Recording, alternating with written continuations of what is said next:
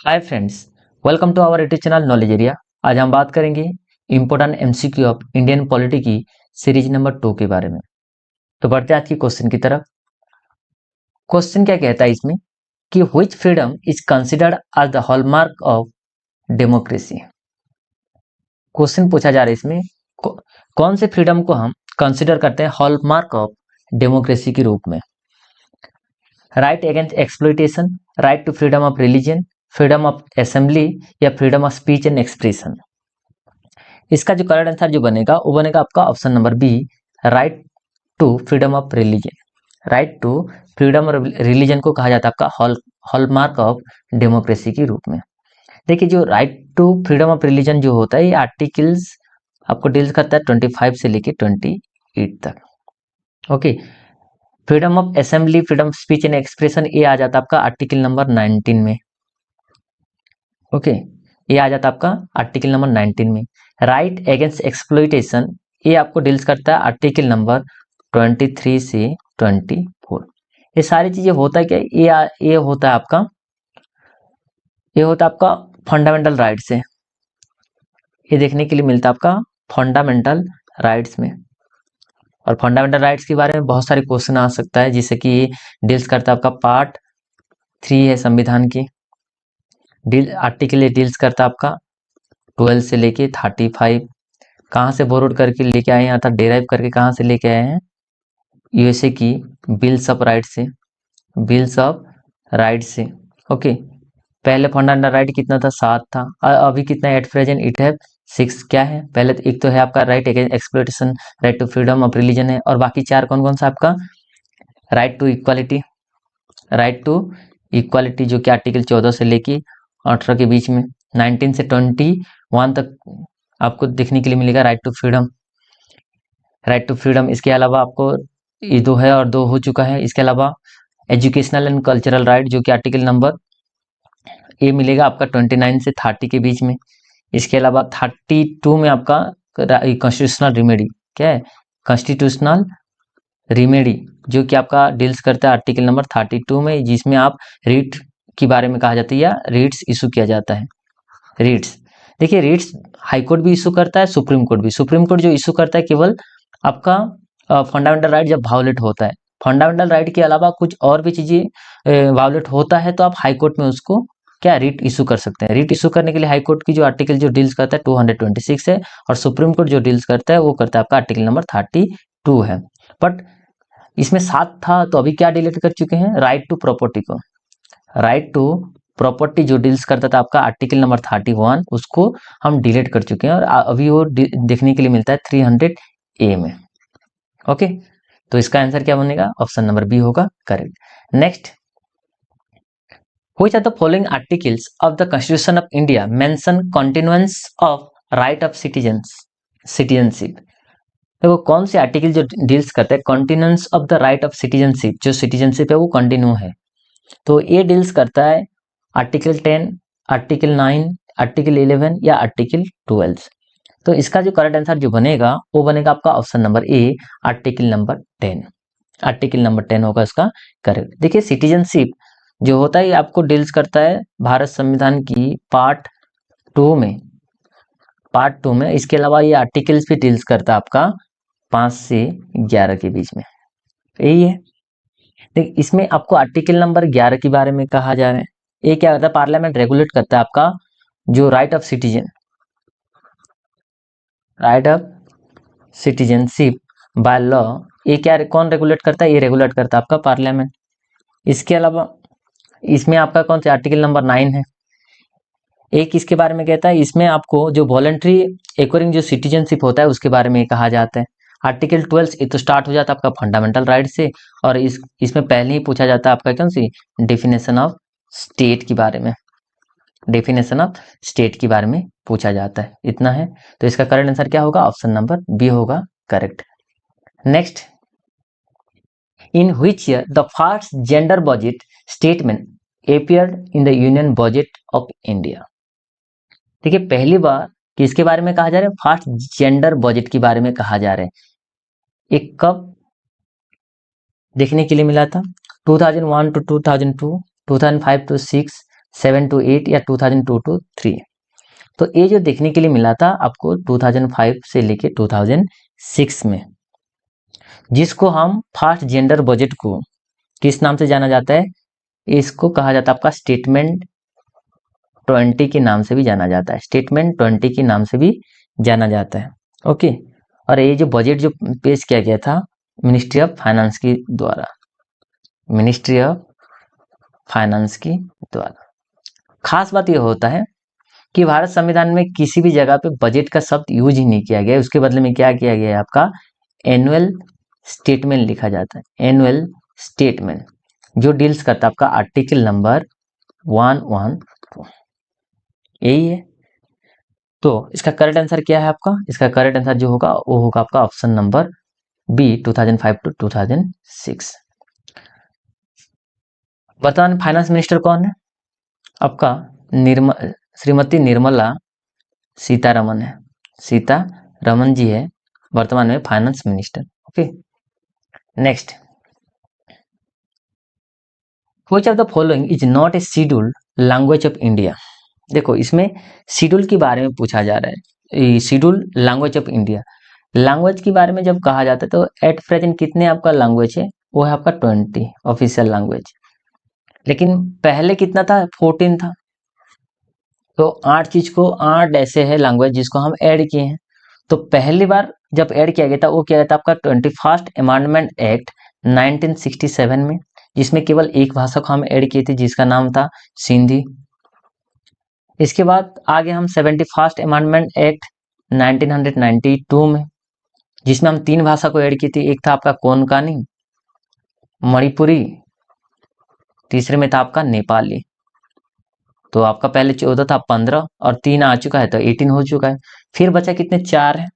तो 92 amendment act 2003 में हम क्या की 4 भाषा को ऐड की, 4 लैंग्वेज को। एक था आपका संथाली, बोडो, डोंगरी, तीसरा चौथा जो था आपका मैथिली। ये 4 लैंग्वेज को हम क्या किए, ऐड किए। ओके, तो इसमें कितने हो गए, 14 था पहले, ये 8 होगा, तो कुल मिला के 22 है। लेकिन इसमें पूछा क्या है, कौन सी शेड्यूल लैंग्वेज नहीं है, तो बोडो भी तो है, मणिपुरी भी है, लेकिन आपका जो ऑप्शन जो डी में जो दिखाई दे रहा है वो क्या है, आपका शेड्यूल लैंग्वेज नहीं है, अर्थात राजस्थानी इसका होगा करेक्ट आंसर। देखिए जो लैंग्वेज जो होता है ये संविधान की पार्ट 17 में देखने के लिए मिलता है, और आर्टिकल जो डील्स करता है वो करता है आपका 343 से लेके 351। खास बात ये होता है मदर टंग के बारे में एक आर्टिकल्स आपको देखने के लिए मिलता है, मदर टंग, और वो डील्स करता है आपका आर्टिकल नंबर 350A। कितना, 350A में देखने के लिए मिलता है। और खास बात होता है कि आपका जो लैंग्वेज जो इंग्लिश जो कहा जाता है ना, इंग्लिश ये ऑफिशियल लैंग्वेज क्या आपका, ये शेड्यूल लैंग्वेज नहीं है English. Okay, next, in which of the following year was an act to provide for the reorganization of the state of India and matter connected therewith enacted। साफ साफ इसमें पूछा जा रहा है जो रीऑर्गेनाइजेशन ऑफ स्टेट के बारे में कहा गया है, ये कौन से साल देखने के लिए मिला था, 1959, 1947, 1956 या 1962। ये देखने के लिए मिला था आपको ऑप्शन सी में, जो आपका 1956 7th अमेंडमेंट एक्ट 1956 में देखने के लिए मिला था। तो उस समय पहली बार आपका 1953 में एक कमेटी बैठा गया था जिसका नाम फजल अली कमीशन। इस कमीशन के तहत क्या था, रीऑर्गेनाइजेशन किया गया था, जिसमें आपको 14 स्टेट एंड 6 यूटी किया गया था। इसके अलावा क्या होता है, एक और भी इसमें क्वेश्चन पूछा जाता है, एक 1966 के बारे में, जिसमें एक कमीशन बैठा था जिसको कहा जाता है आपका शाह कमीशन। और शाह कमीशन के चलते क्या था, आपको पंजाब को डिवाइड करके क्या बनाया गया था, आपका हरियाणा, हरियाणा बनाया गया था। क्या था आपका, हरियाणा बनाया गया था।